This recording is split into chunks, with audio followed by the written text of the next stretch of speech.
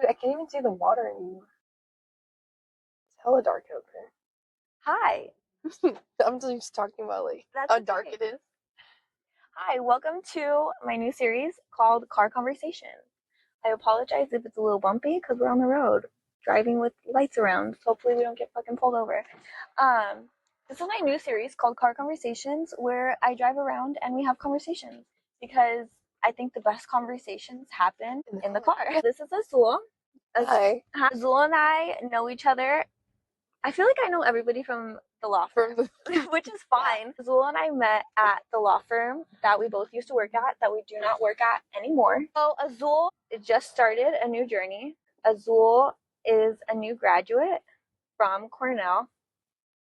No big deal. No big deal. It's just an Ivy League school, It's just an Ivy League school, and Okay. she's just into marketing now. What is this program at Cornell? It What? was so they have a series. Woo! There you go. They have a series of uh, professional certificates for like white collar professionals who are looking to like either dabble or just like learn other sort of expertise. And it's for their business school specifically. So How did you get it? Like, how did you see this? funny enough, on Instagram. Really? Like I learned about their social media marketing program on Instagram. And so I started reading through it. Is it something And that you've always kind of like wanted to do though, like marketing or? I never thought about it because I was so not aware of the creative side of it. Mhm. Um, But it's and it but just, okay. So Azul does have a creative side to her. When I yeah, first met her, she showed me an art piece that she did. Oh my gosh, this yeah, thing was fucking professional, like professional yeah. AF. No, like literally, since I was like a little kid, and I think that's where like like I'm not a diagnosed like ADHD Neurodivergent. or Yeah. neurodivergent whatsoever or in the spectrum at all. But I swear to God, like when I was a kid, what would drive me to go to school every single day is like outperforming all the other kids and like just knowing that like the teacher would choose my piece of art compared to everyone else's, like even if it's just like doodling. That's why I started like being super artsy, because like in grade school or like in pre-k and kinder, I remember like where I could shit on the rest of the kids. I don't know if I could cuss, I just did. Like where I could shit on the other kids was like the drawings. Yeah. So then I just started practicing my drawings. Like I would literally like I would know we would have an art assignment the next day, and I would practice it like 3 or 5 times at home. So by the time like we got to class, I was like, boom, give me 10 minutes, I got this. And like all the teachers would be like, wow, it's so beautiful.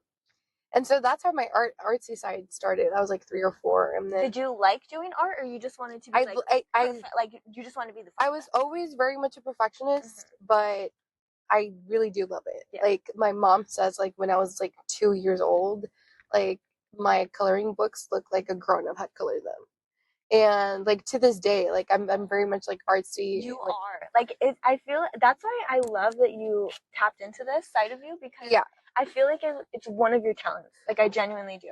And honestly, I think that's what like kind of made me miserable in law, because I just felt Hmm. like I was wasting Hmm. half of my brain and not utilizing any of like my creative uh, Abilities. abilities and assets. And with marketing, it's like you get to do both, especially like nowadays. Like I hate to say it because like the people who have been doing marketing for the last 50 years are like, social media marketing is not everything. I'm like, yes, but it is the most powerful Hmm. form of marketing as of right now. And for entrepreneurs, it's also like the most budget friendly because a video can go viral. A video that you just need your phone with service to put out there. You don't need millions of dollars in budgeting in marketing in order to actually accomplish your needs as an Hmm. entrepreneur. Hmm.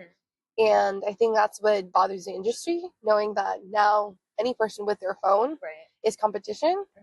and not these like super well established agencies. So do you think that going to Cornell, like doing that program, like you feel like you have a leg up on them, right? Yes, I mean, experience, you're never going to be able to beat it, but the game is changing so much and so rapidly that younger people do have a leg up in that sense, at least in social media. Really? Like, I have clients, I love her. One of my favorite clients, she has an art curatorial, and she's been in the art business, and she's been involved with marketing and marketing specialists since the 80s. So she's like, I'm literally like Meta's slave.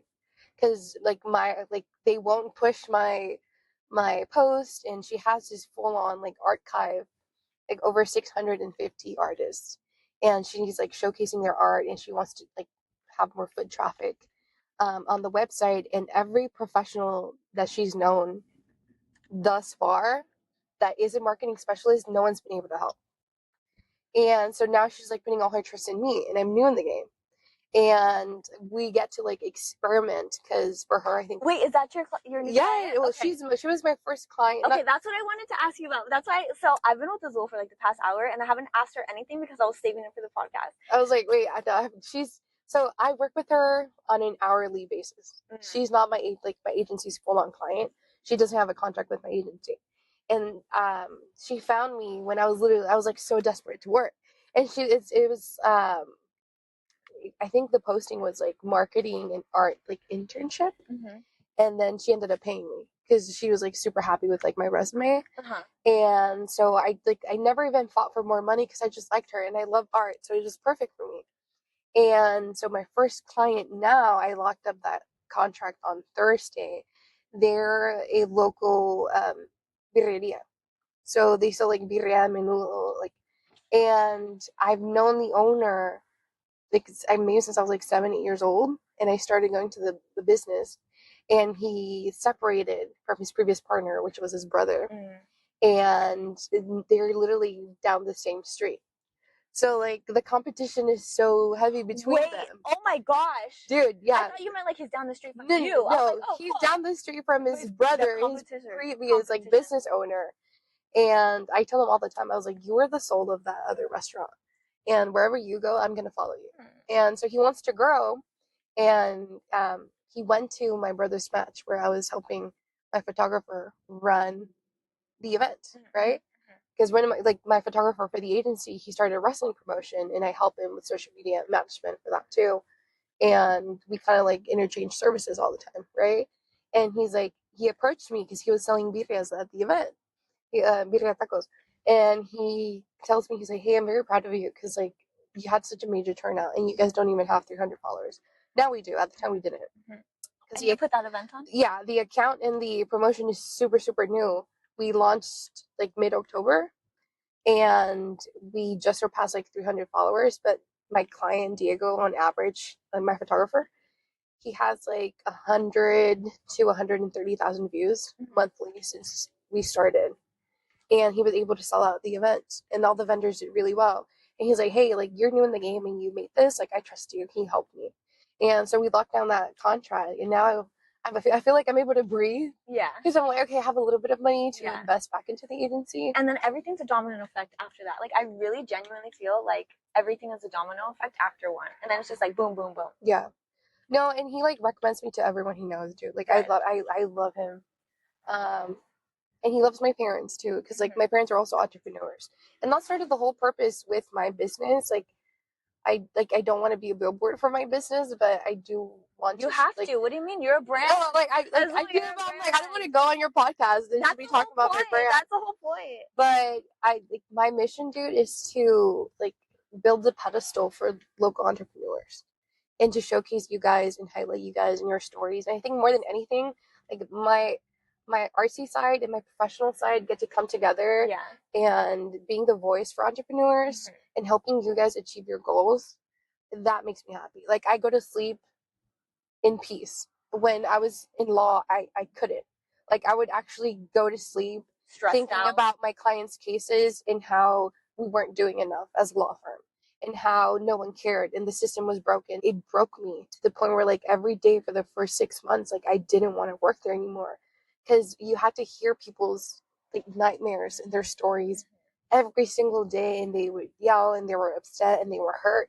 And I was like, I can't do this anymore. Like one day it just clicked. The more time I spend here on the phone listening to these sob stories, letting it get to me, the less effective I become as a paralegal, and the less I can actually help them. And it's just draining as a human being just to go home. It is draining. It's so draining. And what happens is, I think like the system just forces you to separate, and you become like this cold, heartless machine in order to be able to function. I wasn't okay with that. Like I wasn't okay with not. That's not a way to live for like someone like you and I. So many other people, in the legal field, especially in this city in San Diego, it's so niche. There's only so many of us, and like I just saw it was like a trend. It was all of them just decided to literally like turn off their humanity and not care. And it wasn't just that, like, so Azul and I have both worked at multiple firms here in San Diego. And to be completely honest, it's so weird because I feel like we're kind of doing the same thing. We both just quit our jobs. No, literally. Literally. I was so disappointed with the legal field and the legal community in San Diego that I think for me, the last job that like made the whole cup spill over was when I realized that it was the same everywhere. Yes. I was like, this is the third freaking law firm. Same. And why is it that so many illegal things happen in law firms? Like, I do not understand. And like, that's their profession. But it's just they just don't care. Yes. They know they can get away with it. Azul and I, she quit her job first, and then after, like, there were just situations. She called me. Yeah. I called her literally, and I was like, I don't know what to do. I want to quit my job. Just because Azul and I were genuinely being abused. No, there's so much abuse that happens. Like, I'm telling you. I feel like I worked in workers' comp and PI, which is personal injury. The amount of illegal things that are happening, I was like, it's insane. I was like, this is absolutely insane. And it's not that they don't know. Of course they know. They just don't care and they think they can get away with it. And the way they treat their employees too is wild. Dude, no, I don't know if I ever told you, but at my last office, like the receptionist, like the handling attorney made her cry multiple times. And I was like, I'm not going to go $400,000 in debt to be a part of a community that I do not identify with, that I don't want to be a part of. I think also, like, for months, years even, I told myself, like, okay, like, I'm just going to apply to law school, X, Y, and Z. I'll take the LSAT, like, I'll pay my dues, like, tomorrow. And I just never got around to it. Like, I feel like, I don't know why. And then when it came to Cornell and their program, I saw it on Instagram, I saved it, read through it all. I told Eddie, which is my husband, and I told my mom, I was like, Mom, like, I think I'm finally going back to school. She's like, oh, where are you going? I was like, I'm thinking of going to Cornell. And she was like, my mom, like, God bless her heart, but like my parents are like from Mexico, so they know about Harvard, about Stanford. They know what the Ivy Leagues are, but they don't know like every fucking Ivy League school. So she's like, what school is that? And so I told her, and she's like, oh, she's like, okay, like how are you gonna pay for it? And I was like, I'll figure it out. And she's like, if you have to go in debt, you go in debt, but you like you can do it. Know your capabilities. Go back to school, like take as many courses and programs and like as you can. She started crying. I know that like you have everything it takes to be anything you want in life. So she's like, just do it. And so I grabbed like my last paycheck from I was about to say the name of the law firm. So I was like, I grabbed my last paycheck and I just trashed it. I put it all towards like the program. No, you didn't trash it. No, I mean like, but I spent it. Yeah, you know, like literally, I spent all of it, and I still needed some more money, so I had to give him more money. Yeah. Because like his money is my money, right? And so like I just paid for it, and like screw it. Even if you have your own company at the end, do you really need your master's? You know what I mean? I mean, not really, but like the it's more I nice can learn, have, like, with especially because like the course itself, the professor that created it, he's had to change it a couple times, especially because after the pandemic, like platforms changed like crazy. TikTok's taken over. Everyone and their mom wants to be TikTok 2.0. The algorithm on Meta changes every 3 to 6 months. They actually just got rid of hashtags. Like on Thursday, I was talking to. Yeah, I asked you about that when you came. Yeah. My client, the one that has the art curatorial, so she's so concerned about hashtags, and I didn't have the heart to tell her that like hashtags were dead and they've been dead for like the last 3 years. But like I'm like, okay, well, like they're not gonna hurt your post either. Yeah. Like we'll just add them. Yeah. So now you have to rely on your captions because the algorithms. Is that where they pull from? Yeah. So the algorithms AI is reading your captions to figure out what your post is about. Because TikTok does that. You know how at the bottom of TikTok, I was like, how did And then TikTok also, if you don't put the post, like for example, if you want to have like a nice font or a specific design on your text, you could do like the graphic on Canva and then just lay it over. But then since you're not actually typing it on TikTok, it doesn't read it and the algorithm doesn't catch on it. So like there's so many tricks where I'm like, okay, I could maybe not go for my master's or not keep on furthering my education. And perhaps like, you know, like with the algorithm, you're not going to learn that at Cornell. That's not exclusive, right? You kind of like, you live and you learn. but there is always so much to learn. I think that's what hurts other people in the industry right now in terms of marketing, realizing that like everything that people have known for the last 50 years, it's outdated. Yeah. And it's changing so anymore. fast. Yeah. It's kind of ridiculous actually, but it's either you don't have an option. Yeah. Like you either learn it or you're gonna be left behind.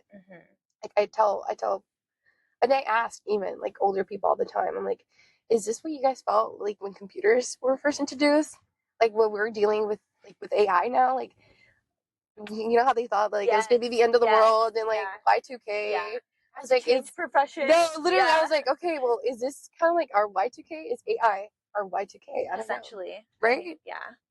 If you think about it like that, I never thought about it like that. Like, I swear to God, like, I always try to, like, compare what we're living through to, like, other decades to sort of understand. Or, like, with computers even, like, how do you think people felt when, like, we first introduced, like, computers? It's like now, so, like, literally, a machine's gonna... I'm like, we're doing this on my phone as we're driving. Literally. You know? And you know what? Like, I think it's so funny. Have you seen Back to the Future? I've seen it maybe. Bro, okay. I know. So there's this scene where, like, he goes back to 1955 and he has, like, an 80s camcorder. And then he goes, like, back to Doc's house and he's like, oh my God, like, this is, like, a portable TV studio. And he's so, like, wowed and amazed by, like, the camcorder. I'm like, that's literally, like, you have, like, everything you need to record a podcast, audio and visuals, like, and you literally just slapped it onto your dashboard. That's crazy. Yeah. Like, if you would have told that to someone 50 years ago, they probably would have, like, lost their minds. They've been like, you're fucking crazy. It's just like, when you're smoking, like, no. Hold on.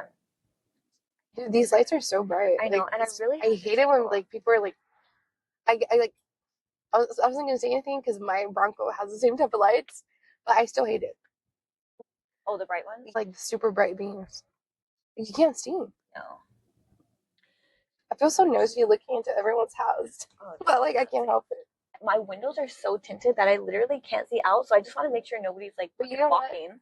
That's my problem. Looking at their Christmas decorations, it's not as awkward. That's their fault for decorating. And we're an eyesore. We have this fucking bright ass light. So sorry. I know, right? But I haven't even thought about that. I was like, everyone driving, seeing us. I know. That's what I think. What are they doing? I'm gonna edit this out, but I do have to tinkle. Like that's my problem. Like you know when you have to tinkle so bad, that's all I can fucking focus on right now. I don't know where it is. Was I gonna tell you? No, like yeah, you literally, you know how you were saying that like you don't have to, you have to not care. Yeah. That's like the one thing I've learned. Like in order to actually produce good content, you can't care about what other people are gonna say. And that's so hard for me. Oh my gosh. Oh, I don't know if I was like, we're not getting pulled over. No. No. It's hard not to care. Well, how do you not care? I think, like, when I got my first client and I get to say, like, publicly say, like, this is my job, then I'm like, it's like a big fuck you to everyone, you know? I'm like, just like, I don't care. I'm making money out of this, like, you know?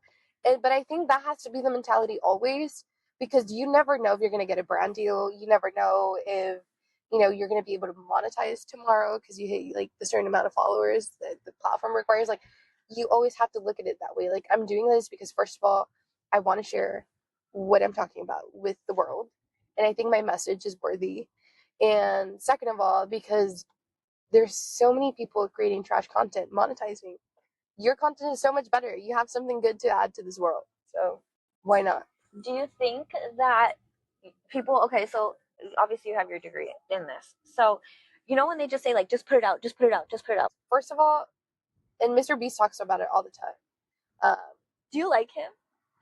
He's an authority in his game. See, I don't know anything, like, about, I think he started, he's, like, looking at the camera. It feels so awkward.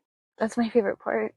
Because like you're like death staring at the camera, so I'm like, okay. AZUL and I are at our destination, and I'm so glad that she was here to share her journey. We have a lot of other things to talk about if she ever wants to come on again. We have very similar experiences, but yet they're so different, but yet they're still so similar. I think it's because we have very similar personalities and outlooks similar. Turns out we grew up like on the same street. Oh my gosh, I totally forgot. So I went to Azul's house because we're doing car conversations, and she literally lives across the street from where I grew up. The only other person that's happened to me with is my husband. Like, literally. Wait, really? He grew up there too? He grew up on 13th. I forget the name of the street, but like across where the 7-Eleven. Wait, like, so where I lived? So where I? No. Oh, You know how there's like 2 7-Elevens on yes, 13th? Okay, yes. well, the other one. Yeah. Wait, so my other house, the house that I grew up in, is on that side. Oh well, yeah, he lives there. Oh wow. Like I think it's crazy. Like life puts you so close, but you guys don't meet. You have to. Yeah. I think that's insane. And it's just crazy. It's when Like, you think about it, yeah. We all grew up like on the same Literally, street. and even though San Diego is such a big city, I feel like it's still so intimate, and like each little sub city has its little clique. You know what I mean? So I feel like we're in like our little clique. That's what I like IB. Like, right now we're literally IB. at a shopping center in IB. Yeah, I love IB. I feel like they're homier. Like it's different to the other beaches in San Diego because it's a little bit more OG family. Yeah, centered. I feel that is true. I feel like everybody is so nice here. There's so many like retired vets. Yes. Super calm. I'm like, I still want to be here. Yeah. Super close to Mexico. Yeah. And San Ysidro, because I also grew up in San Ysidro, Chula Vista, IB. I'm like, you get to still experience big, luxurious house, but still be close to your people. Yeah, it is. I love it. I really do. If I could live, I hate San Diego. I've talked about it many times on the podcast. But if I had to live in San Diego, and when I do, like, obviously have multiple houses, I do. I love being in Coronado. Just always has a piece of my heart. 619, boo. 619, boo. You're so funny. Thanks for being here. Thanks for inviting me. She's amazing. And if you need a marketing guru, hit her up.